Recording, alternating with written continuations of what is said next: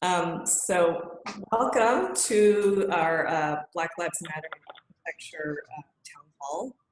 I'm Debbie Dutta-Chodley. I'm the board chair of the AIA East Bay, and we're happy to co-host this event with San Francisco NOMA. I'm sorry this was put together very quickly. We're trying to get this discussion started, so we are trying to live stream this event, and at the same time, I hope the technology doesn't get the better of us. But that being said, we'll do our best to keep this moving. We have a panel, as you see on the screen, with a diverse group of Black architects and leaders. And then after a panel discussion, we'll open it up to questions, which you can send through the chat feature. Next slide. So our purpose today, why we're here, is to shine a light on some of the inequities that exist and persist in the field of architecture as it relates to Black lives. The AIA previously identified some of these challenges, but how much has been done to further that effort is kind of the topic today. Next slide. So at the 1968 AIA convention, in the midst of civil rights movement, the assassination of Martin Luther King, Whitney Young called out our profession for its thunderous silence on the topic of race and rights. And in 50 years, have we really done any better? Next slide. The Bay Area, of course, is the home of a lot of activism, free speech, Black Panthers movements, and has our profession really been involved? I think we've often stayed out of it in the midst of turmoil and upheaval. Next slide. Today, as the movement gains new momentum, are we still sitting on the sidelines? We hope not, and hopefully this discussion will start to move it forward. Next slide. These are some facts about Black participation in the field. As you can see, nationally, about 2% of licensed architects are Black. 0.2% are Black women. And in the East Bay, unfortunately, the statistic isn't much better, even though our Black population is greater, as you can see from the slide on the right. Next slide. These are some of the challenges that the diversity committee that they targeted: the cost of education, lack of role models, more financially beneficial careers, and little knowledge of architecture as an option. Next slide. So I'd like to introduce our panel. We have a really diverse panel today. We have boutique design firms, we have large firm corporate management, we have community activists, we have sole proprietors. I think we'll get a broad view of the topic, and I'll let them introduce themselves. So starting with Prescott. Oh, can't hear you. Always forget to take myself off mute.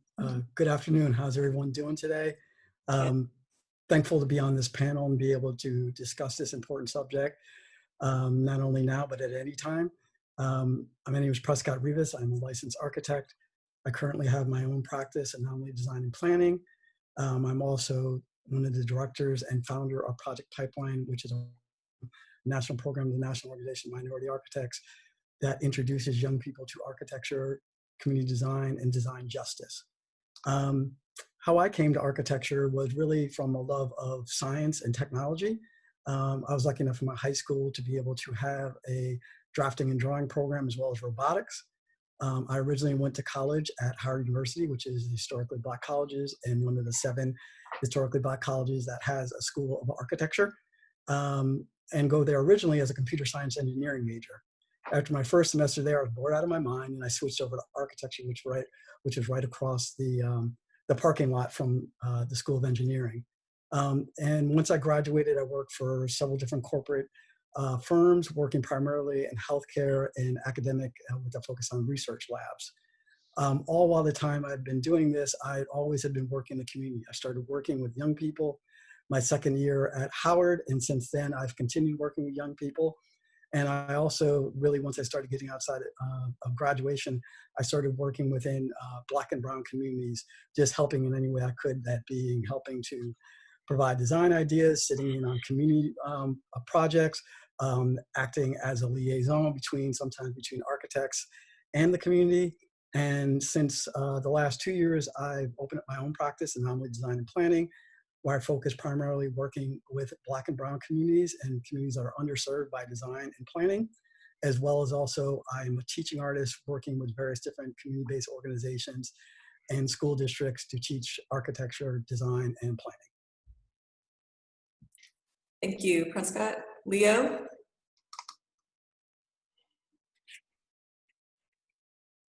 Unmute yourself. Go ahead and say, yes. I'm Leo Ray-Lynch. I'm also obviously an architect. I've been 17 years with WLC Architects, which is a firm that's a mid-sized firm with about 110 people out of Southern California, and I'm one of the principals in our Northern California office in Berkeley. We do primarily public sector work, primarily schools and public facilities. I'm also the vice president of the Western region for Naturalization Minority Architects, and I've been involved with that organization for the last 25 years or so. And I have just recently joined the Oakland Planning Commission as the newest commissioner on the Planning Commission as well. In terms of my experience, I went to Arizona State University for my Bachelor of Architecture, and I went to UCLA to get my master's in urban design and architecture. I've worked both for public entities, working for communities. I've worked for school districts. I've had my own practice. And as I said, for the last 17 years, I've been a principal with WLC Architects. And so I have the experience of knowing what it's like to be an African-American practicing architecture. I'm a bit older than the rest of the team that you see here, so I've also had experiences in trying to do this work back in the 80s and the 70s when I first got out of school, and some of the issues that abounded at that point in time for African-American architects were even fewer then than they are now. Chat about that as we get into the meat of our conversations here today. So next. Thank you, Leo. June, Grant, you're up. Hi, good morning. Thanks for having this conversation. And thank you for having it be a SFNOMA AIA East Bay collaboration. I think it's really important that we have these collaborative endeavors so that the public is aware that there are at least two professional organizations discussing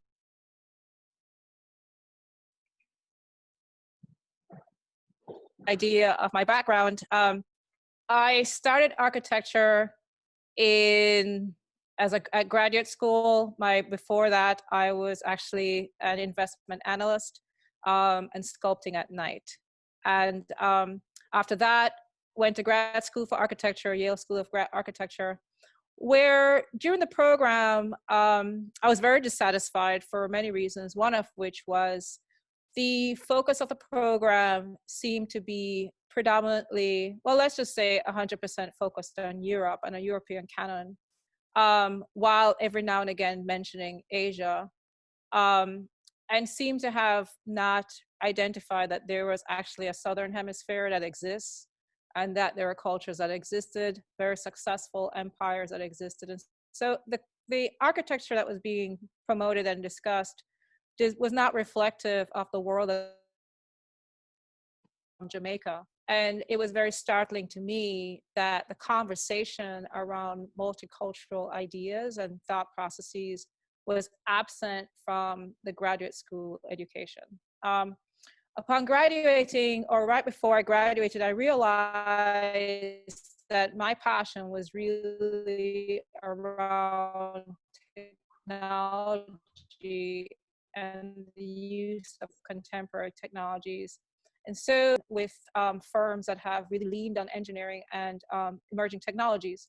And so I'm most well known for my period at AECOM, focused on sustainable design, but really the front end of sustainable practices. But one of the things I encountered while at AECOM and I tried to broach was I was designing very high performance buildings and environments for wealthy firms, and the communities that should have benefited from sustainable design practices were not benefiting. And I could not convince the principals and leadership that there was a value in working directly with communities to solve community problems. And so I left in 2013, 2014 to open my own practice with the full intent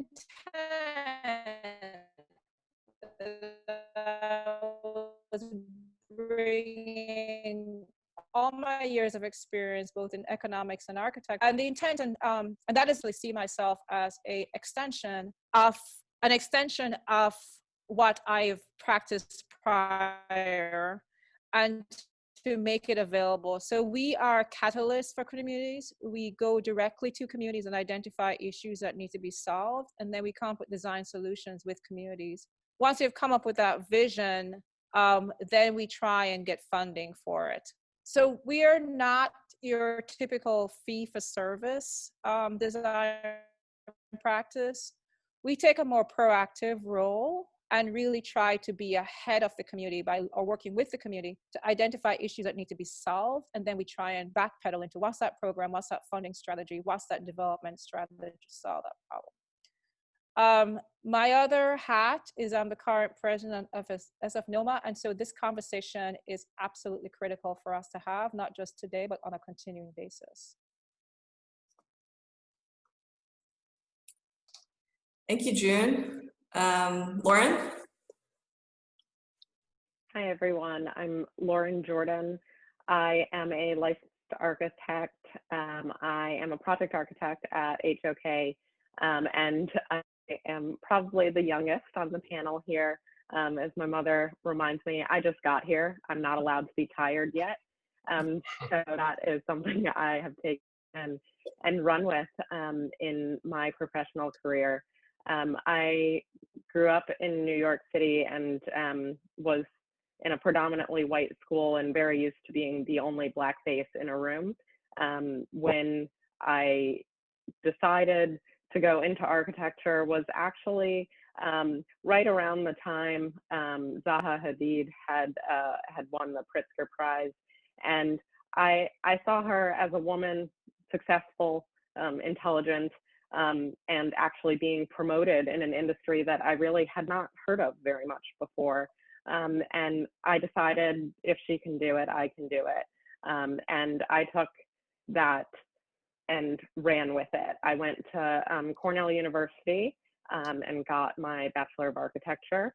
And I worked in a series of different firms, all of which kind of practiced different architecture, but ultimately I made my professional decisions based on where I thought I could be most influential in the conversation of being that Black face in a room and being that person that's willing to be uncomfortable and say things that are uncomfortable and be authentically myself.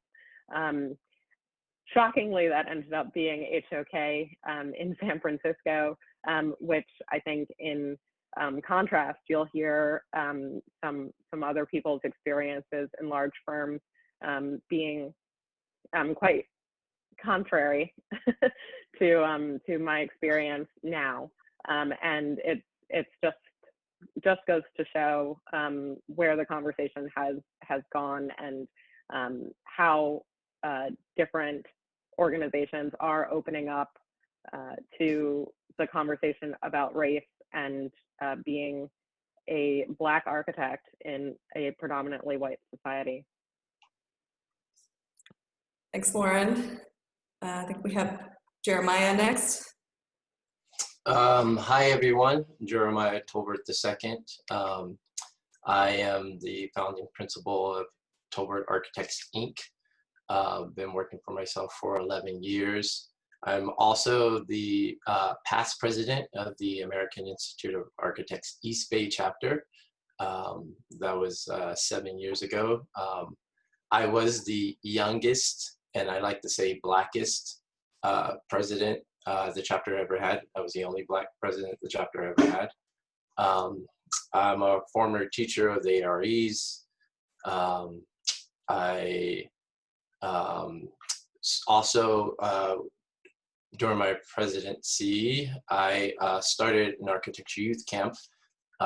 We call it Architecture Youth Camp, but its true name is New World Architects Camp, so NWA, if you will. I'm a co-founder with my friend Cameron Toller, who's the current director of Impact in New York chapter of the Open Architecture Collaborative. And currently I sit on 3 advisory boards, First Family Foundation here in Oakland, Self-Esteem, also introducing young women of color to STEM programs, and Coalition of Black Excellence.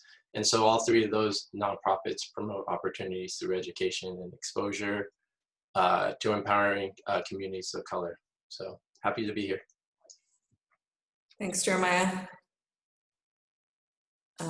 So I'm the moderating this panel. I'll tell you a little bit about myself. I have my own small firm in Berkeley. We focus mostly on residential work, some small commercial, some multifamily.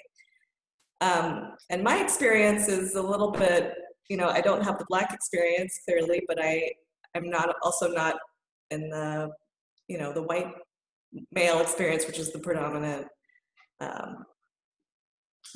field in architecture. So I feel like I'm a little bit of an outsider, and I grew up in the South, which was highly segregated, I'll say. So I think I have a little bit of experience in some of these issues, and I hope I can facilitate a good discussion among the panelists. So I have a few questions. I think we can turn off the slides and just focus on the panel. So all of these panelists have found success and are leaders in their fields right now, but what were the barriers that you had to overcome to get there? And what barriers do you think still stand in the way? And did you have to navigate your own path?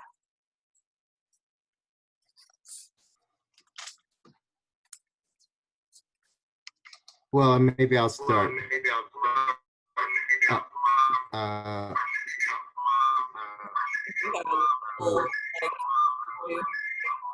Some bad feedback there coming from somewhere.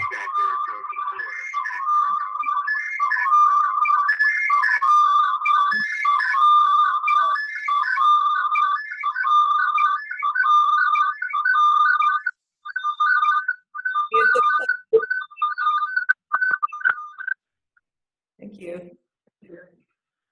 Wow. Okay. Okay. Technology. When I was in school, they're just starting technology. Hey, Leo, I think you have both of your audios on, your phone and your computer. Turn one of those. No, they're not. No, they're not. Shouldn't be. All right, that's Okay. better. And I guess my issue began at school. But as I said, I went into school in the 70s, and at that point, at Arizona State, when I graduated from there, and I think I was 1976, I was the 3rd African American to graduate from that college of architecture at the time. And so obviously it was a very different sort of process. I never met an architect until I was in architecture school. I had never been in an architectural firm till after my first year of architecture school. And so the experience of trying to understand what architecture was about was a very different process for me because I didn't know anything about it, other than I was interested in building and in the built environment. And I transferred that into architecture. Not sure how, quite frankly, but it became a topic, a subject that I went for school for, looking for architecture programs. I went to high school in Las Vegas, Nevada. My father's in the military, so we were all over the world, literally, up until that time. And the Arizona was just close. It was the closest area that had architecture school. So that's how I ended up at Arizona State. And it was a interesting process because there was definitely racism at the college and also sexism at the college at the time. And so it was a difficult process of getting through the school and getting out of the school. And then once I was out of school, getting work actually wasn't as bad as it could have been. Went back to Las Vegas and began working there almost immediately with a firm.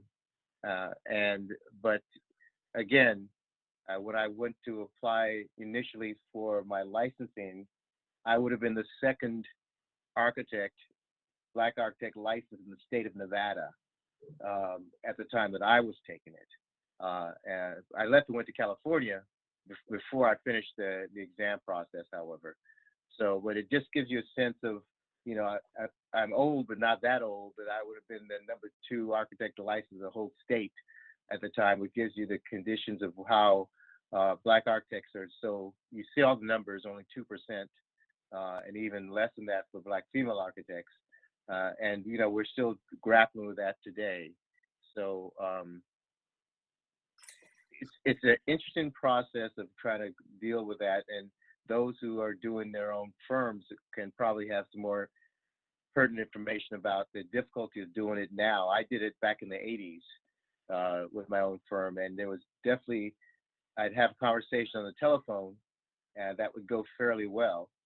And then when I would meet the actual clients in person, the tone and their tunes would change significantly. And I don't know if that kind of thing still goes on today, but it definitely was very prevalent back then. Do any of the sole proprietors have that experience now? Jeremiah or This is Prescott. You know, I personally don't have those issues because I also don't work in a space that is focused on, you know, a traditional practice of seeking out clients. You know, I work within, much like how June does, I work within community. You know, I sit on a lot of different boards and committees within the city of Oakland, and just being in that space is how I get projects. You know, I'm there talking about general issues that have to go on how to actually make communities that are not necessarily always based on space, but really based on economics, opportunities, and really access. So just sitting in those conversations all the time, and also as Jeremiah was saying, you know, I sit on several different boards for the city of Oakland. You know, I sat on the CAP board, which is a community action planning board, which actually looks at, you know, dealing with homelessness and economics through the city. For the last 13 years, I've sat on my community development block grant board, which is the only CDBG board in the nation that allows its citizens to actually push the funds out that they would like to see, particularly for their own districts in Oakland. So, you know, a lot of my work is based off of what I am doing, actually just being out in the community, having daily conversations, sitting in on issues. And as things start to rise and there comes a need to look at things that have to deal with either planning or spatial analysis, that's how I get my work. So I'm not a traditional, I don't go after RFP. You know, I'm not schmoozing up in clubs or at business things for, you know, looking for jobs. I'm just doing what I think a good citizen does, which is actually be out in the community. And when you have the opportunity to assist somebody, you do it. So, you know, my barriers are not for my sole practitioner practice. my barriers occurred probably not until I probably was about 8 or 9 years in the profession, when I had enough knowledge, enough skill to really be taking on leadership positions. And the firm didn't really necessarily see that because my leadership was not in what they saw as traditional leadership, meaning that I was not the person that was going to be the technical wizard or the person that would, be cracking a whip on people. But my skill set was the ability to actually really deeply listen and understand what people's issues are, also to be able to cultivate talent within a firm and to also find that talent and be able to mentor them. And then also to be able to really to create a different vision and voice for the firm as how it's seen in the community. But that was not seen as somebody that had leadership potential and actually to be able to be pushed up to an associate. It took me another 4 years to become an associate, and that really was on the background where various senior leaders were like, we have no idea why Prescott has not been made an associate yet. He's been putting in all the work.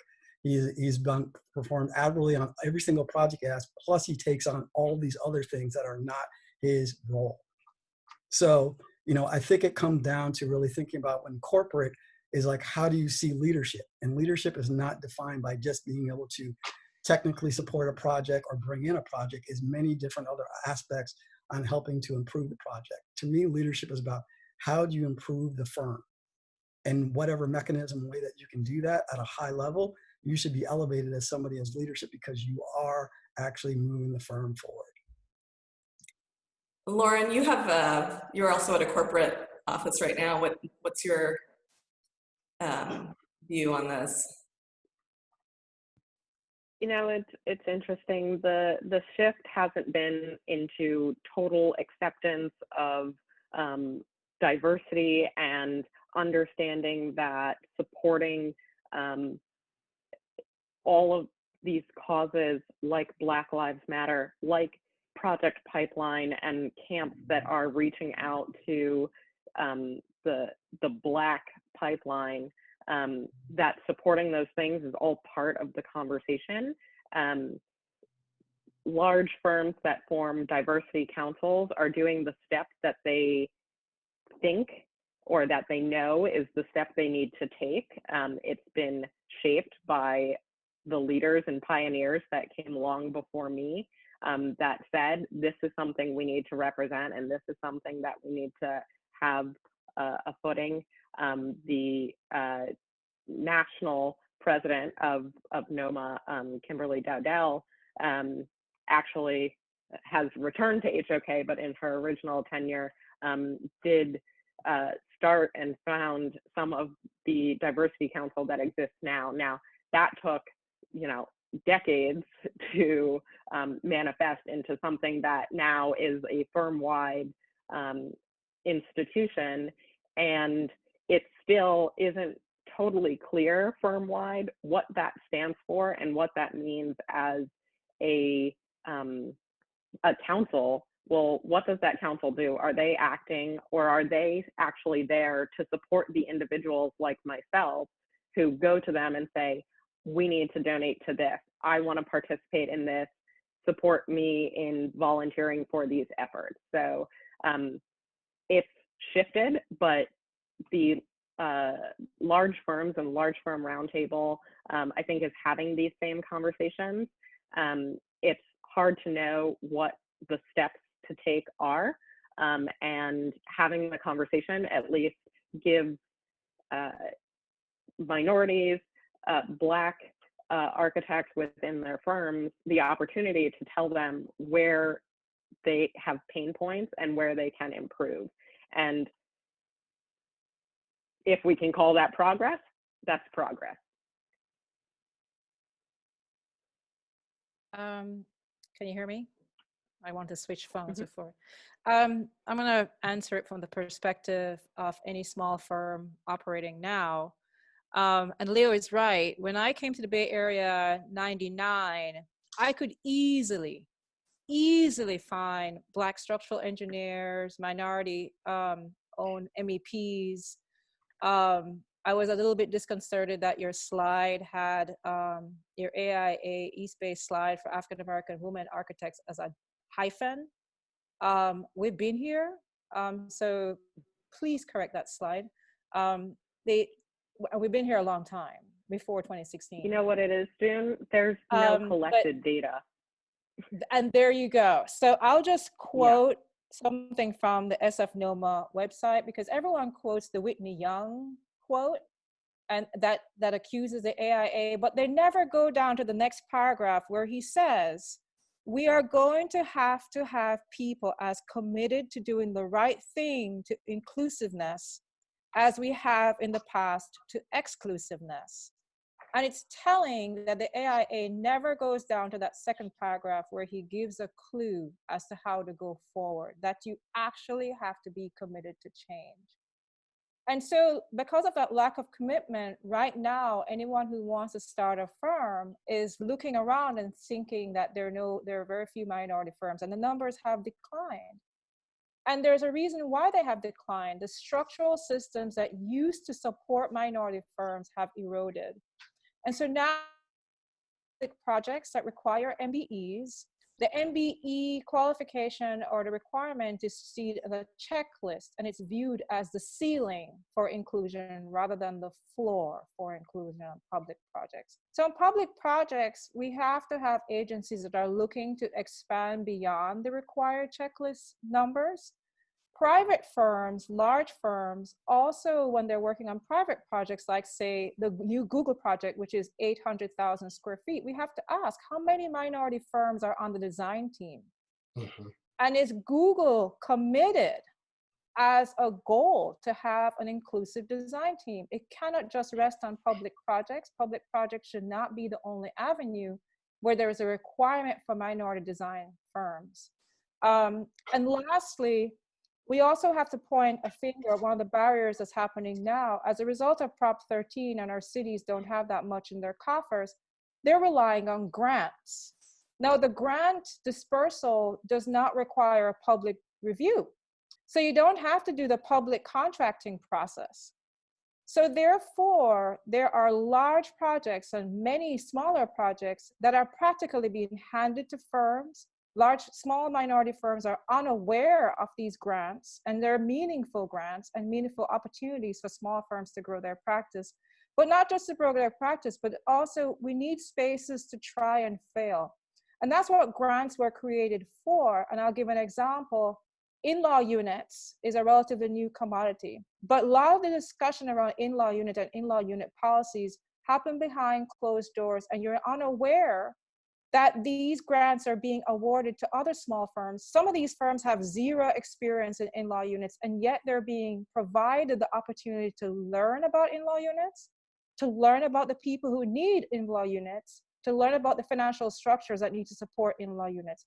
The grants are opportunities for us to explore and build muscle. And if you're unaware of these opportunities, then you cannot grow. And that's one of the significant barriers to small firms growing, so that they can take on larger projects. They're unaware of the projects that are available. Public projects are seen as a ceiling rather than a floor for MBE participation. And private firms, especially private clients, do not have a mandate for minority inclusion as a value system. It's more of a checklist. And that is a huge barrier to small firm growth and small firm participation. And I'm seeing the same things happening in the housing market, where a lot of minority firms used to be. And as housing production switches to prefab, I am seeing fewer and fewer minority firms participate because they don't have prefab exposure and prefab experience. And so what you're seeing is a smaller group of firms being allowed to do housing design. So the market opportunities are shrinking, and these are places that small firms used to be able to grow their practices. Yeah, I think that's a good kind of a black hole that people don't know about. And say UC Berkeley contracting, city contracting, there's a certain threshold where you don't need to do a public process. But that threshold is quite high for a small firm. You know, $150,000 contract for a small firm is huge. Mm-hmm. And those don't need to get publicly advertised or decided on. So I think that's kind of a space that a lot of firms don't have access to, and they kind of operate the way a private project would. Yep. So next, this kind of ties into it, but what are we doing? What can we be doing as a profession to increase Black participation? Some people talked about pipeline issues. Prescott and Jeremiah are both working with youth and getting them interested in architecture. But how do we broaden the appeal? I think maybe there's some misconceptions about what architecture is. As we see on this panel, everybody has come at it from a different direction. So it's broader than how you see it portrayed in the media or in movies and TV. It's kind of presented a certain way, but maybe that's a barrier to engaging more people. So I'll start. So when we started our camp at the time, partnering with Fam First, and so our president is Josh Johnson, former NFL player, and his cousin, Vice President Marshawn Lynch. We were engaging youth within the hood, and so when they first came to camp, first day of our first year of camp, and we've been doing it for 7 years now, it was like the first question, do you know what architects do? And people were like, I don't know, they're nerds and blah, blah, blah. And like, anybody want to be an architect? No, no one wants to be an architect. By the end of that week, everybody wanted to be an architect because they just didn't have any exposure. And so that's the main purpose of our camp, is to expose, we reach them at junior high school age, same as Project Pipeline. And we actually partner with Project Pipeline to give scholarships. Project Pipeline has scholarships for a couple of our youth, promising youth, who really take on and really get involved in what we're teaching them during the week. And not everybody in our camp has to become an architect. Like I said, we're about exposure. But I just recently created a class called the Community Design Process. That's ED 131. It's supposed to start this fall, but because of COVID, it's going to start in the spring. So this is at CED at UC Berkeley. And so that class is a community engagement class for the students, for them to get real world experience. But at the same time, they will be mentoring our youth as they get into high school. So our youth, they get to be on campus before actually, graduating. They get to develop a portfolio and also get that college prep experience. And our goal is actually from that class to pipeline our youth into the UC system. At the same time, the students at Berkeley, getting them prepared to really deal within our community. So it's a mixture between architecture students and city planning students. But that's what we're trying to do. We're trying to get them early and see them all the way through. But this is where I would say that the challenge is, because I would imagine most people who are listening right now, or who would click on this link later, they're interested in how they could help. And how you could help is to, one, strong capital commitment to Project Pipeline and NWA camp. Look out for that of the AIA SPAY. But also through internships and hiring. So I don't want to hear any excuses later, especially after this talk, about, oh, well, we wanted to hire Black people, but we couldn't find them. Because unless your Google finger doesn't work anymore, or your LinkedIn finger doesn't work anymore, you can find us. And we're creating a whole new generation where we could have maybe a 10x result here. Prescott could speak to it, but Project Pipeline has been going on for 10 years, and like I said, we had our camp for 7 years. So we need additional help. Like, we can't carry this entire burden ourselves. And so internships and hiring and supporting these programs is a way to do that. I want to kind of add on to what Jeremiah was saying. It's absolutely important that we do reach out to young people at an early age. You know, I've worked with students as far as young as 3rd grade. And so you can start anywhere with them. And it is important to mentor them through. But I think also part of the thing is also talking about the value of an architecture education is very important. And understanding that architecture education is something that is a problem-solving education, which is what we dearly need in this world right now. It's people who understand how to solve problems at various different scales and in various different areas. And that's what architecture does. So through Project Pipeline and everything I work on, it's really about teaching them how to problem solve. And the area that we problem solve is through communities. And we do it by looking at everything through a community lens, meaning that the architect is not the purveyor of actually all information, but is a component of it. And so that's important for us to teach is that architects are people, this normal people that live in your community and do good work. But the other side of this really comes down to is also when we look at the way that architects practice. And the way that we practice, we actually exclude young people from our practice. And what I particularly mean about this is when we look at schools, community centers, and any public buildings, how often do you see architects actually engaging young people in that process? Probably about 5%. And that's probably not, that's because it's probably been maybe mandated, but they never actually do that. I've never understood why when we design schools, we do not go in and talk to students. Are they not the primary client of schools? When we design community centers, especially youth centers, do we bring in students and actually engage them through the entire process? I'm talking about pre-design, schematic design, design development, construction documents, construction administration. That's where we as a profession really go wrong. We exclude young people from this process, and especially around public projects. So we as a profession need to be better about pushing back to the client. All public projects should have an engagement process for young people. I just don't get it. When we talk about that we want to build a society that is just and right, we need to start with our youngest citizens, because they're the ones that, especially when we have these projects that are 50-year projects, they're going to have to deal with the ramifications of when it's finally built.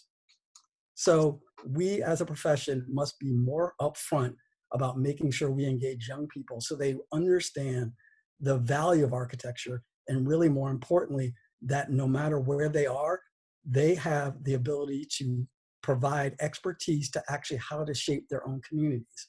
We do that, we will probably have so many more people applying to architecture, planning, community design, and design schools because they see the value. Right now, they do not see architects as a value. And so that's what I would actually say is the big ask of architecture firms and architects is engage young people within their process.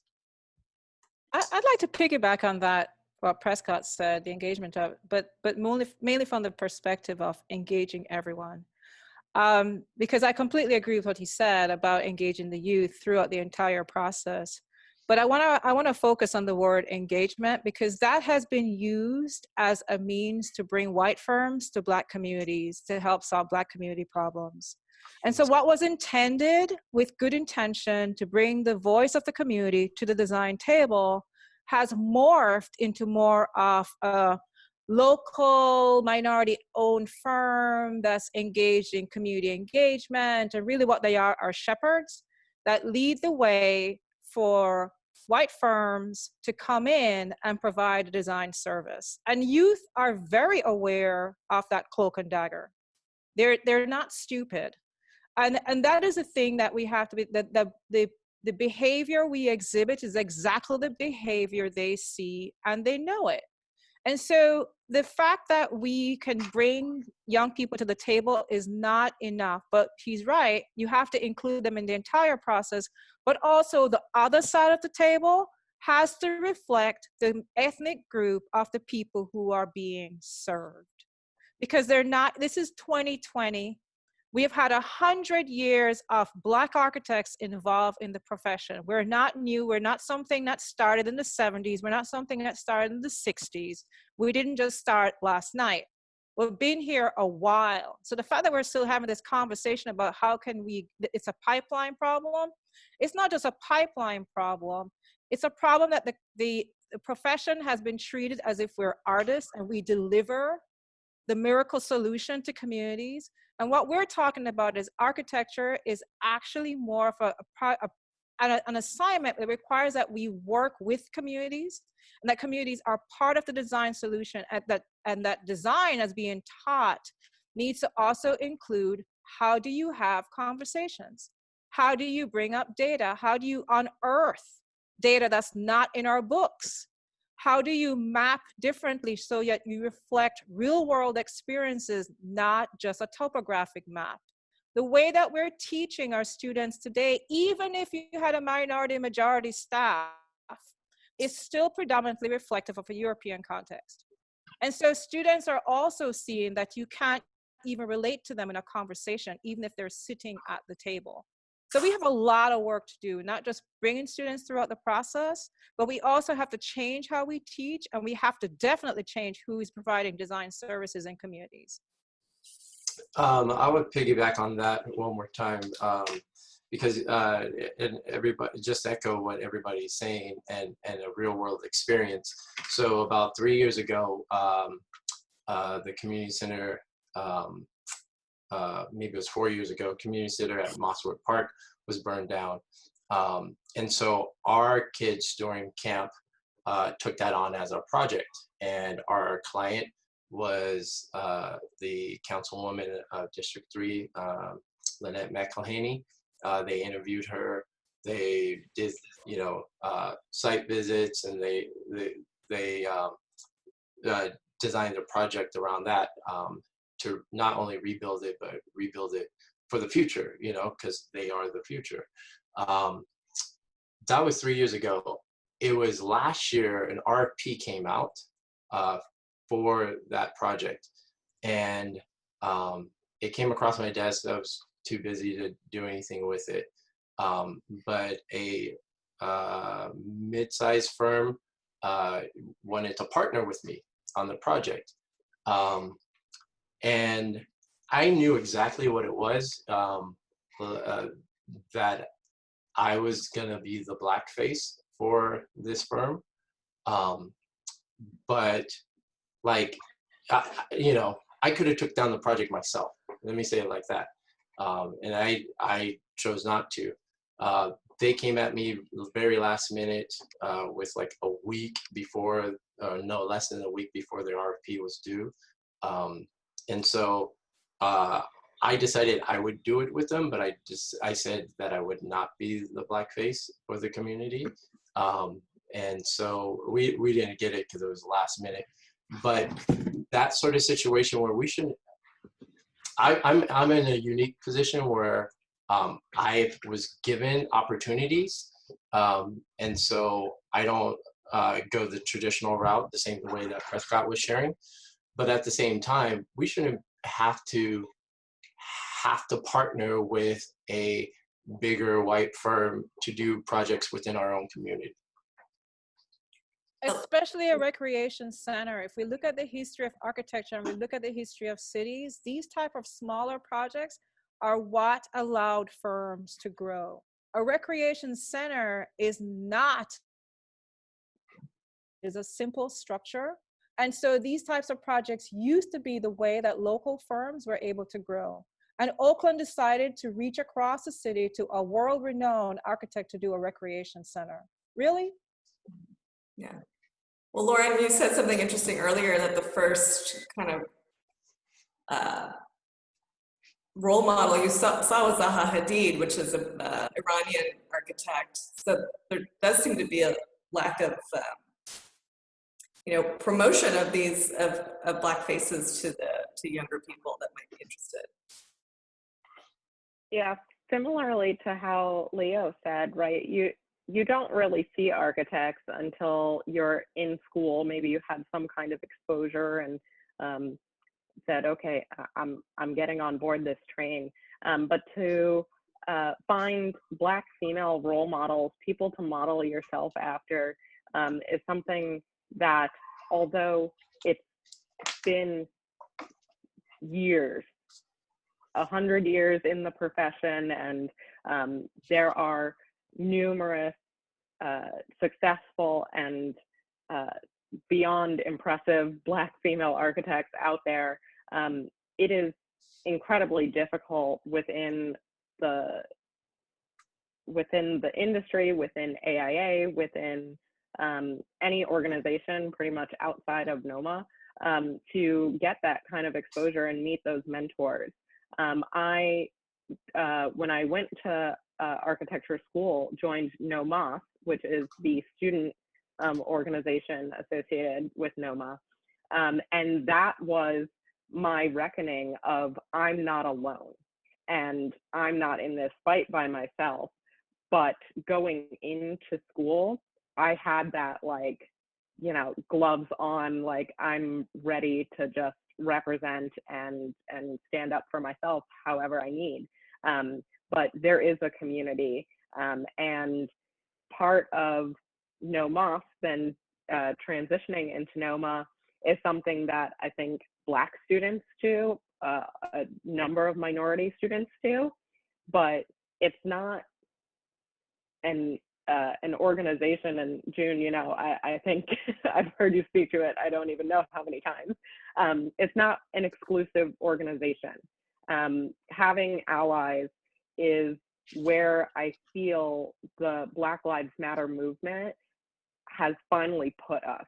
That if you are silent, and on conference calls, I actually, it was almost a joke, but in truth, silence is consensus, right? So if you're silent and you're not joining NOMA and you're not supporting these organizations that are already out there and building bridges and building these networks, then you are silent and you remain part of the problem. So we need to promote those organizations. We need to promote Black people, Black faces, Black women to be in the spotlight, to be highlighted, so that when you're Googling and looking up architecture firms in the Bay Area, it should be that beautiful Black face that you see first. It should be these firms that are getting, you know, all of the recognition that hasn't happened. And I still don't know how we get there, but I know internally I sit on the board as a member with Debbie, and you know, we recently spoke about, well, what is it that you should be seeing on the landing page of the AIA East Bay website? How do we get, you know, content from our Black-owned firms so that we can be promoting that? And everyone and every firm and every organization should be asking themselves those questions, because if we can see those faces, we can reach out and bring not just the youth, but we can bring the whole community along to understand that we have been here and we are already here, and we need support and recognition for what we have already achieved and where we're going. Thank you. Leo, since you're part of the leadership of the NOMA, can you talk a little bit about the organization and what their mission is? Yes, thank you. Yeah. Wait a second. You're on mute, Neil. There you go. NOMA has been around since 70, I'm trying to remember exactly the year, but in the early 70s. It started by 12 Black architects who were looking for just the things we're just talking about now. They felt excluded from AIA, although they were all members of the AIA, and they felt there needed to be a community of Black architects that we could talk about the issues and concerns that they had during that time and ongoing. NOMA now has evolved over the years. As was mentioned by Lauren, it's not not an exclusive organization that only addresses the needs of Black architects, but it's a minority-based firm with a focus on Black architects. And I've been involved with the organization, as I said, since the 80s. When I was in Los Angeles, I was president of the local LA chapter. I am now currently the West Region VP for the national chapter, and work as close as I can with June and the crew here at San Francisco NOMA. I was formerly president of the San Francisco NOMA chapter a few years ago as well. And I think what's important about NOMA is it gives, just what Laura was talking about, it gives you that community of Black architects that you don't get in your normal workday practice. That you find out that you're connected to folks who are like you and work like you and do the kind of things you do. And they also understand the issues you have to grapple with on a day-to-day basis, whether you're working as an employee in a firm or working as an owner of a firm.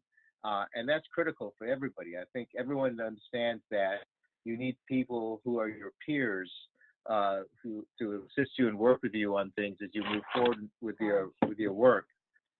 And NOMA provides that, and given that special touch in terms of, as a minority-owned firm or as a minority employee in a firm, what kind of experiences do you have, and who else has those experiences, and how they grapple with issues that they may have in their firm.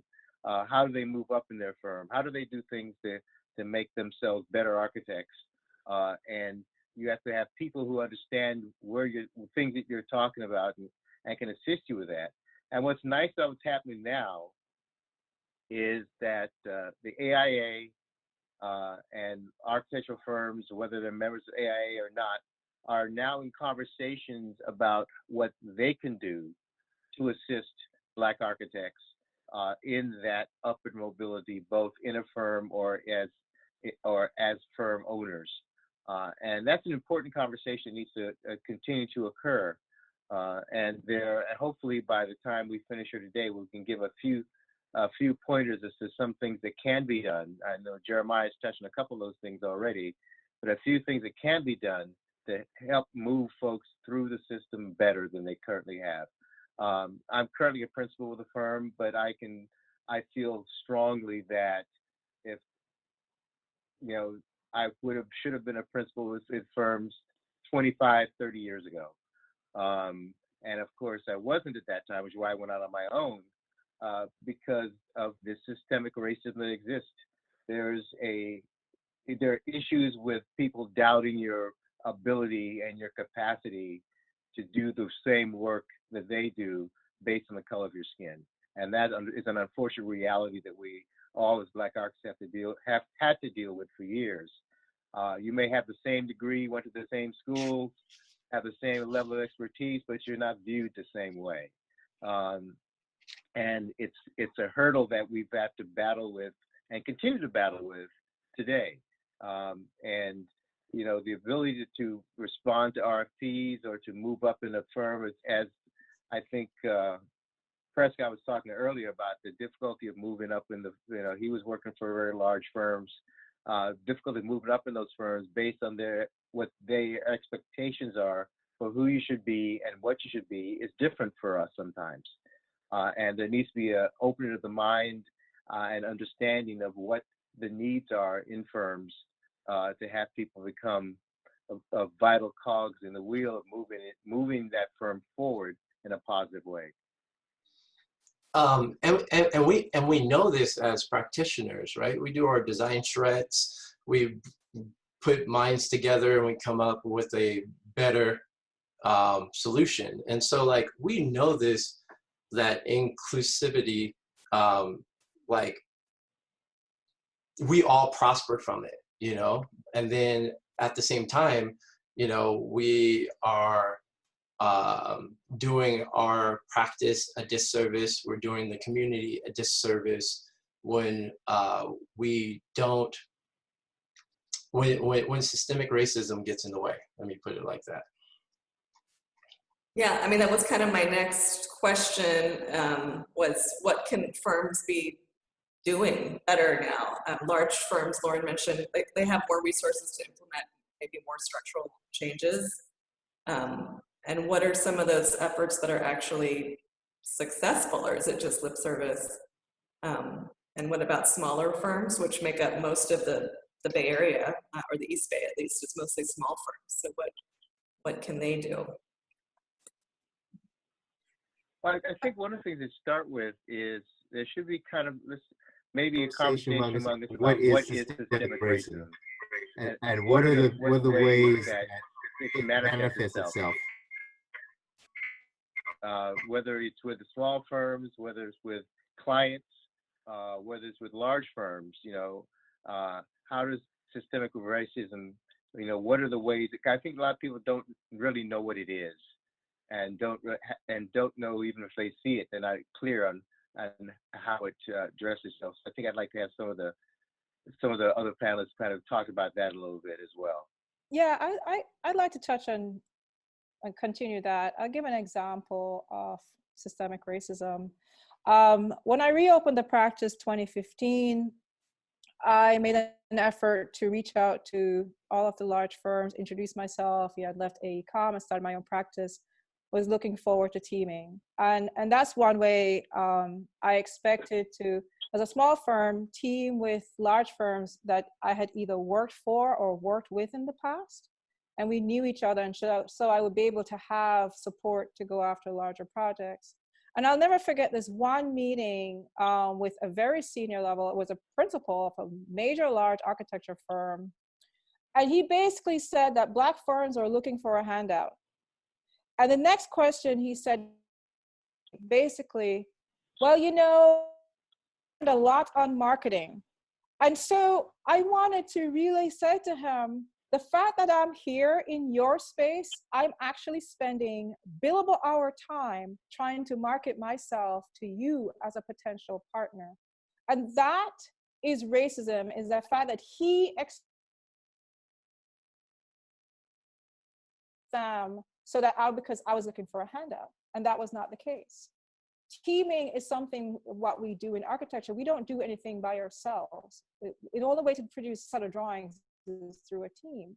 And that mindset exists at the principal level, it exists at the mid-management level, and that's something that large firms really have to address and is of change within the firm.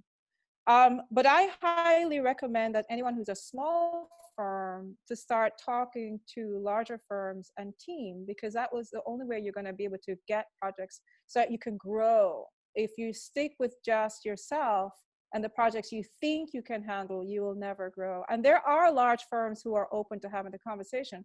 What is fascinating is now we're getting the calls. Instead of my reaching out to firms, now large firms are calling me saying, hey, we want to team with you, because what's happening is because of the economic shift, housing and healthcare are now the primary markets. And so firms that were not so strong in community-based projects are now looking to minority firms to partner to pursue these projects, because they have to put food on the table. So at the moment, small firms are attractive, especially small minority firms are attractive to larger firms. And so my recommendation to small firms is to be aware of your sudden attractiveness and really get ready and be willing to have that conversation with large firms, but recognize that there are people on the inside who you may have to educate about their own racism.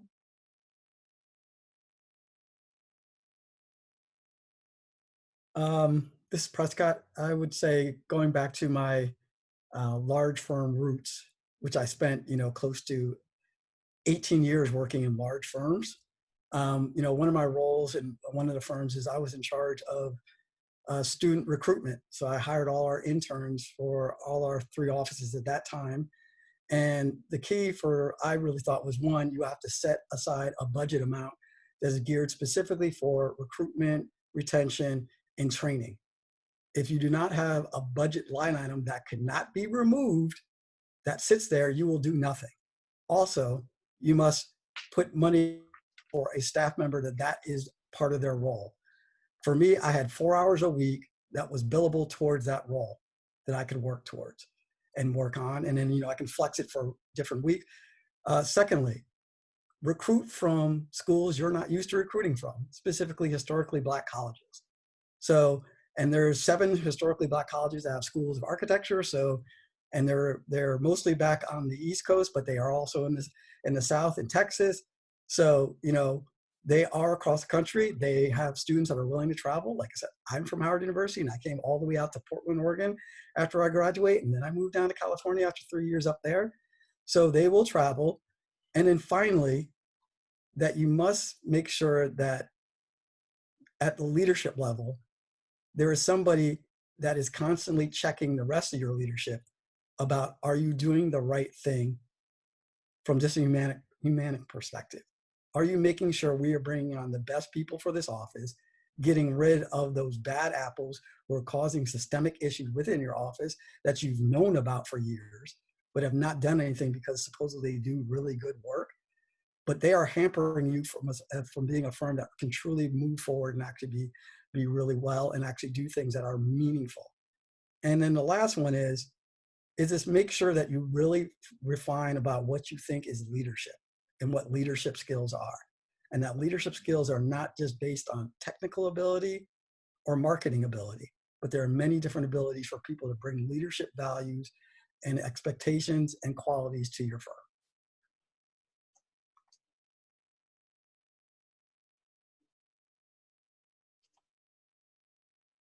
Lauren, I think your firm has participated in large firm discussions about this. Can you tell us a little bit about what's come out of that? Yeah, I think the different levels of cultural competency are the main things that are kind of being discussed by firms. The first being consciousness and being aware of your own bias and your own tendency towards recruiting from the same schools, hiring the same people with similar backgrounds. And so benchmarking data and statistics is kind of where I'm seeing my firm as well as other large firms kind of moving towards, and then actively working to have that data align with either regional or national statistics. So if we kind of rewind back to your beginning slide, right, we looked at the diversity in East Bay, and then we looked at the fact that the AIA East Bay is somehow at that national level, but regionally isn't aligned. So for large firms that are national, international, if you take that broad brush and go too wide, you're going to miss the nuances of your local offices and your local studios not being aligned with the communities where they're located and the regions that they're located in. So definitely seeing that. The next step after that, my personal opinion, is transparency of that data. I think you're seeing it in-house, you see it if you work there, but similarly to any publicly traded company, they should be transparent about their data. They should be showing where they are and where they're landing in this benchmarking and setting targets. And that's how firms can actually be held accountable to, here's where we are, here's what we're targeting, and then you can work out those vitable pieces of how do we get there.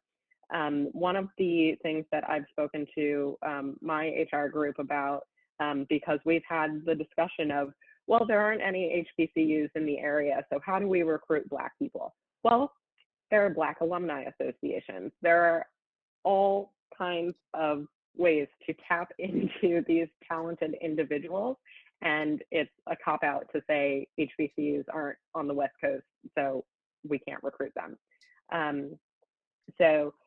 Black alumni associations, and then the other personal mission of mine is to give your minority employees, your Black employees, a platform. Because out of that, you will see incredible ideas and growth and perhaps some demands that need to be responded to. But having Black at HOK, having Black at Gensler, these are the forums where these types of discussions will be had and then will be taken and more broadly discussed.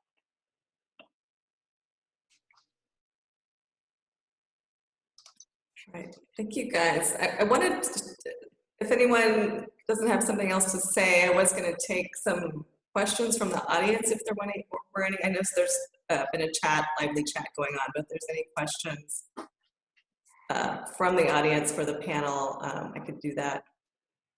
We could do that now. If you just type it into the chat, that'd be great.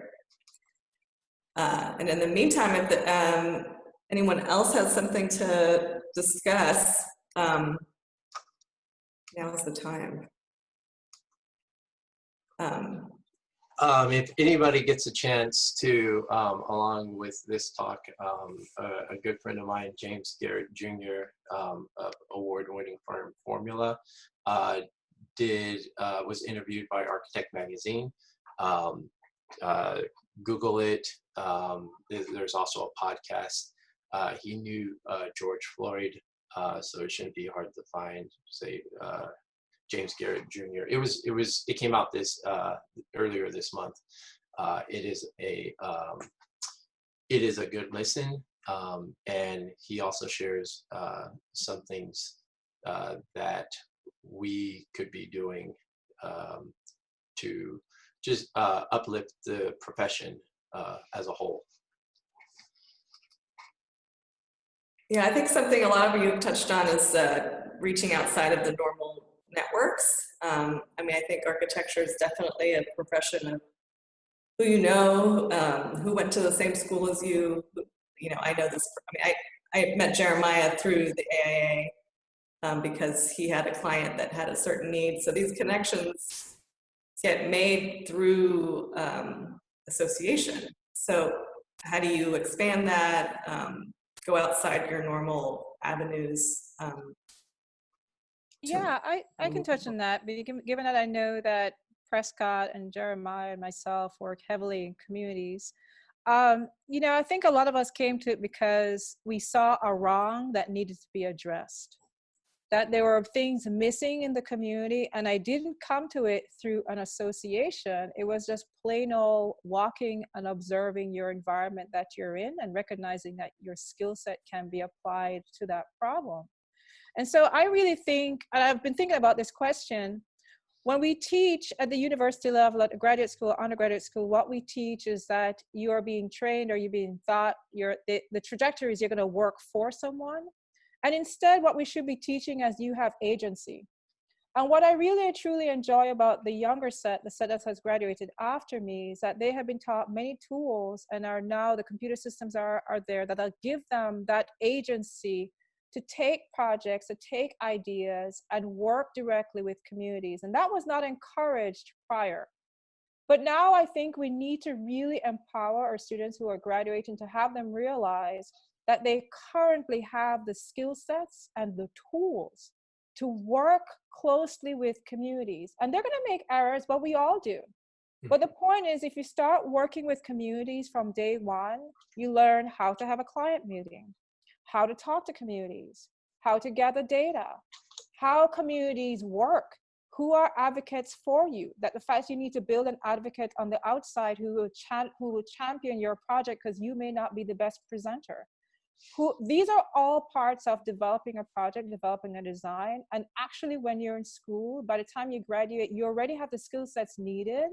And so I truly encourage a graduate to actually start working directly in the community that they're living in. You don't need to work for a firm to go find the neighborhood association who will gladly tell you all the things that are missing in their community, and that we have the skill set through visioning, through drawing, through doing maps, from doing diagrams, that these are all tools that communities need that they do not have the skill sets themselves yet. And myself and Prescott teach communities how to do their own maps, how to do their own drawings, how to assess a building, because we know that the challenge of changing our communities is not going to be just one or two architecture firms, that we actually need to teach the community members some of the skill sets that we have so that we can change the problem at scale, so we can address the problem at scale. And that for me is one of the most amazing experiences, to know that if you teach communities, you can actually spread architectural skills across a wider breadth and actually get the change made. And I really, truly encourage anyone who's thinking of going outside of the fee for service and really want to make some impact in their community, that they start working directly with communities right away.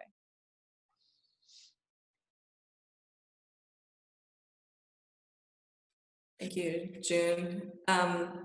Anyone else want to add to that? How do we expand what architecture is, what we do on a day-to-day basis? Yeah, I guess I'll touch on it. Like to June's point, you know, this is in theory, this is proven. So,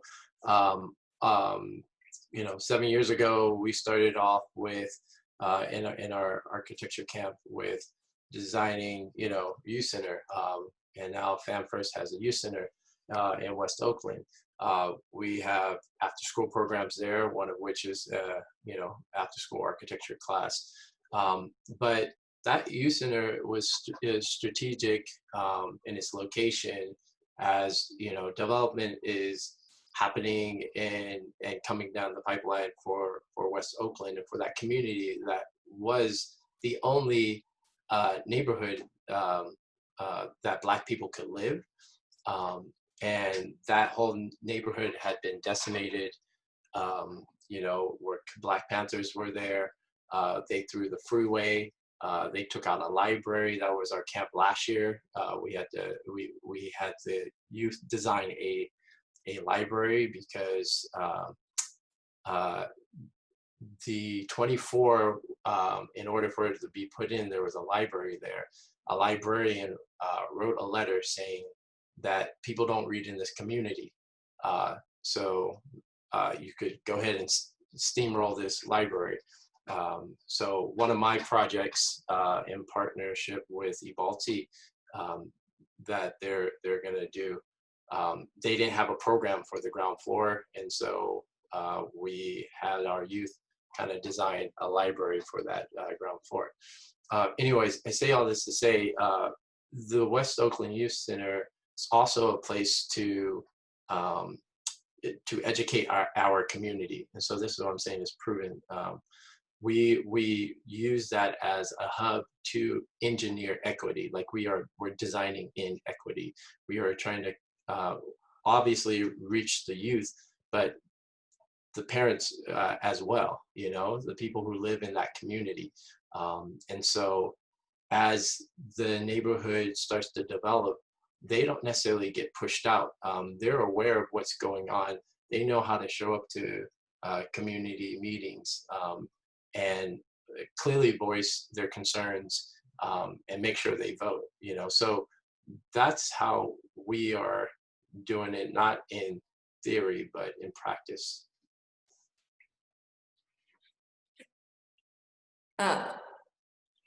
So we just have a couple more minutes. I'm not seeing questions, but I do see a lot of comments. But I just want to maybe give everyone a chance to close with some statements on what are some short and long-term goals we can try to implement.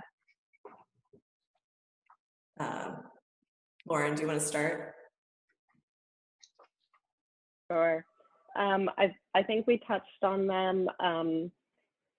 It's kind of easy to throw out the long-term goal of having all firms, large, small, sole proprietor, to have a commitment to justice and equity and allow architecture to make that statement in practice and in your firm structure. But I think what I touched on earlier, having firm accountability, having accountability as an industry is what I think everyone should take on as a long-term goal. In the short term, the platform supporting forums and supporting Black groups within your own communities, within your own firms, is, I think, a great short-term step to move forward. Thanks, Lauren. Leo, do you want to go next?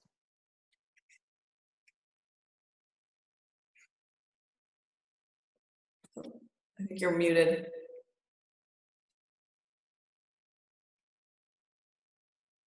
Leo, are you talking? We can't hear you. Oh, There we go. can you hear me now? Yeah. Twice. We can hear you. Too much.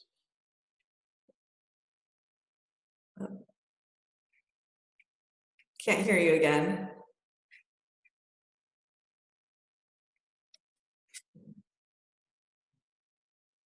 No. Here. It's like my phone stopped working.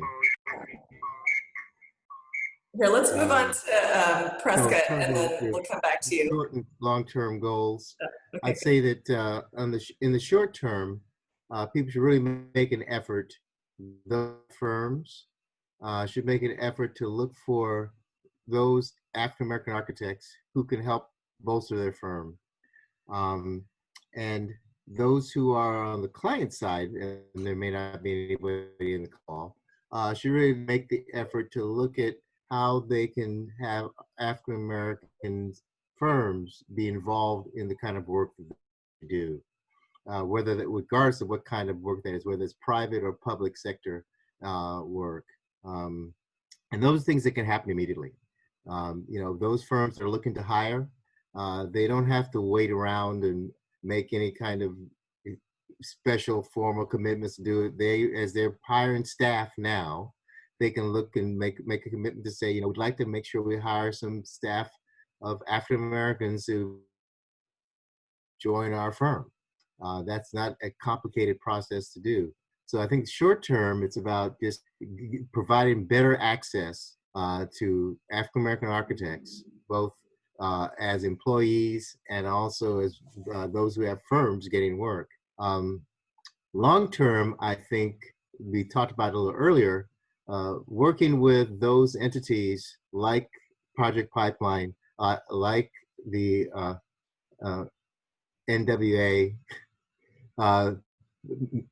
New World Architects, those entities that are bringing the next crop of architects into the fold, supporting them either financially, in terms of, you know, the donations, which our firm has done for Pipeline for the last several years, and or actually physically being there to help mentor and work with the kids as part of the programs, and or both elements, and working with them as they move through the system from the middle school, high school, and then college as well, providing internships for college students so that they get the experience. Because as we talked about before, a lot of African American students, even with an interest in this profession, don't have mentors, see people that are architects, you know, whether they're white, black, brown, regardless, they have not had the experience of being around them.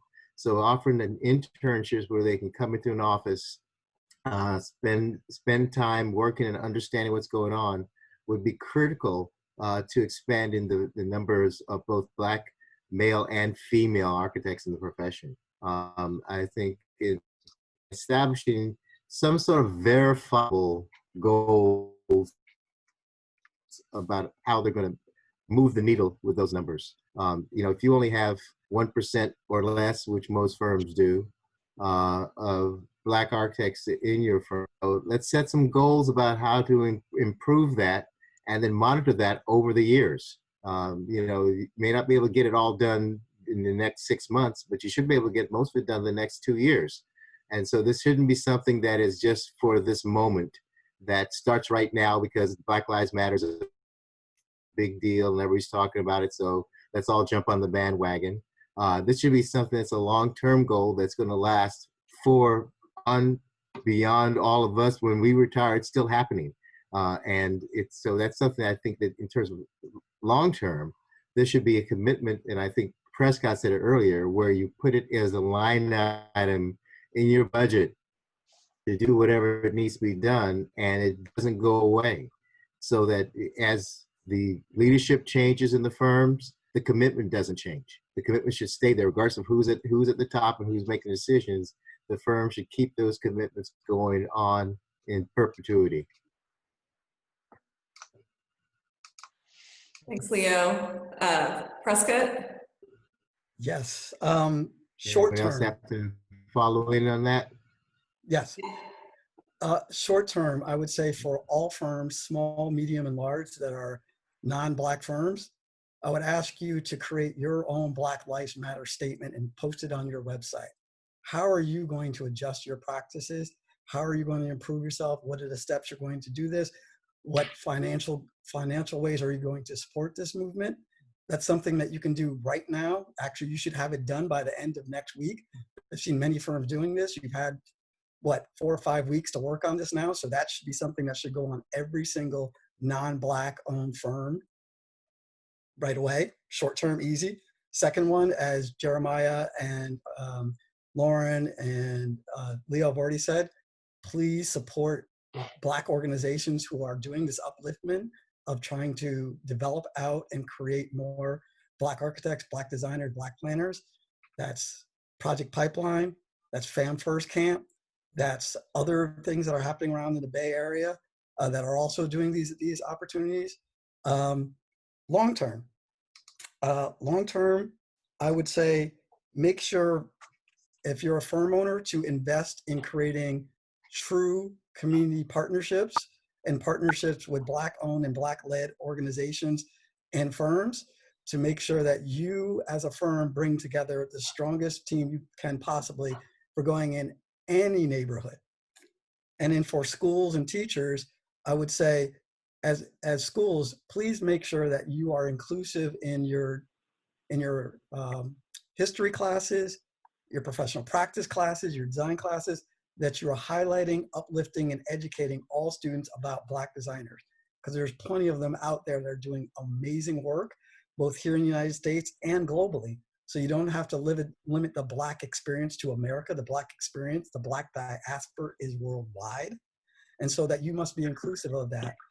And then finally, to make sure that you as an individual do your own work to understand where you still carry racist values and understand how you have actually been implicit on holding people back from being successful because of things you might not be bestowed to yourself. So make sure that everybody does their own personal work to move things forward, to allow our profession to be somewhere that is equitable, fair, and actually just. Great.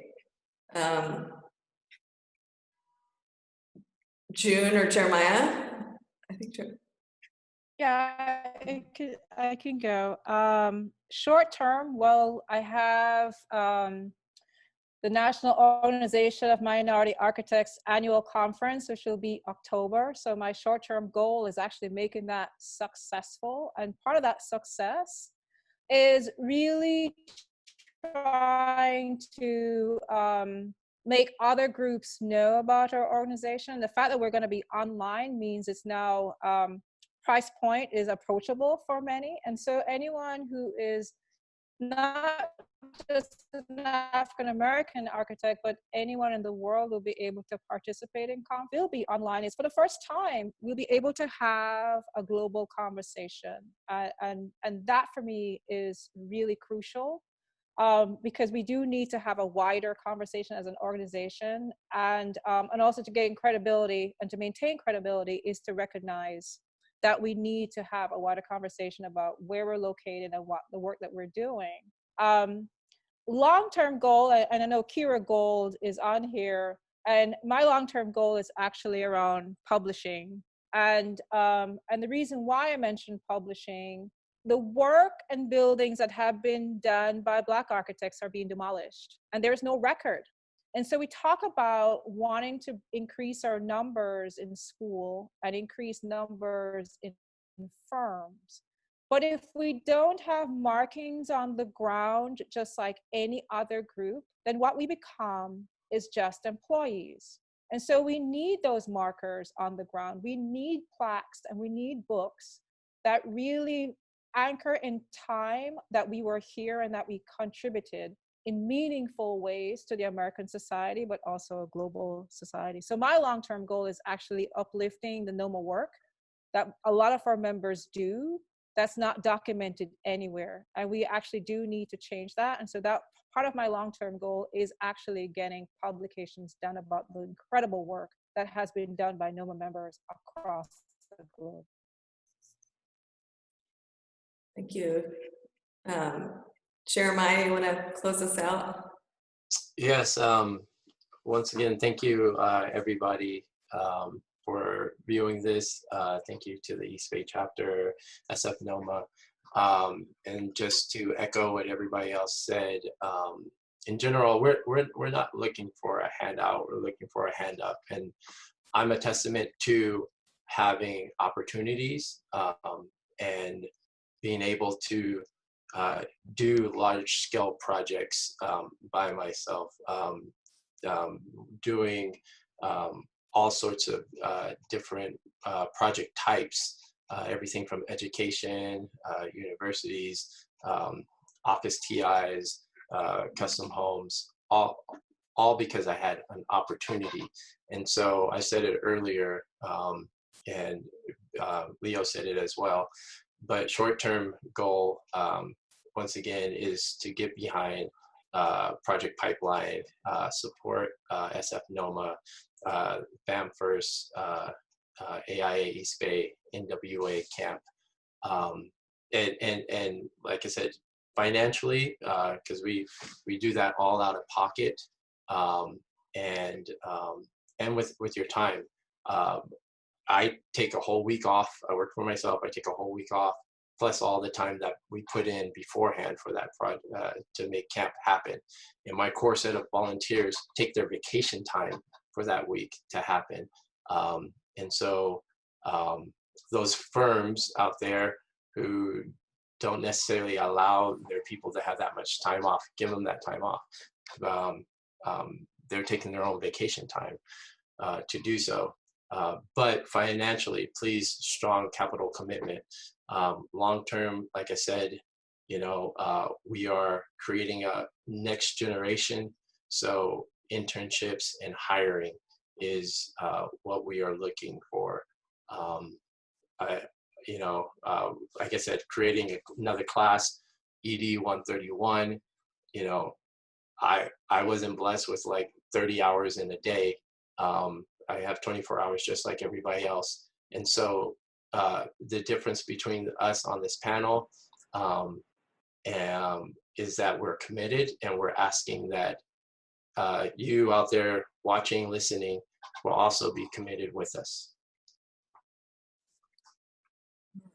All right, thank you guys. We're a little over time, so I don't want to take up any more of people's day, but I want to thank everybody for participating. I'm hoping this is just the beginning of a long relationship between SFNOMA and AIA East Bay and among the panelists and the community at large. So thank you guys for joining, and this recording will be available later on.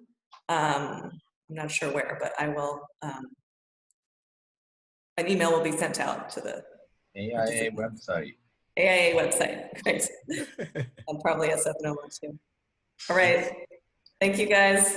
Thanks Thank for hosting. you. Thank you, guys. Bye. Bye, everyone. Have a good day. Same to you.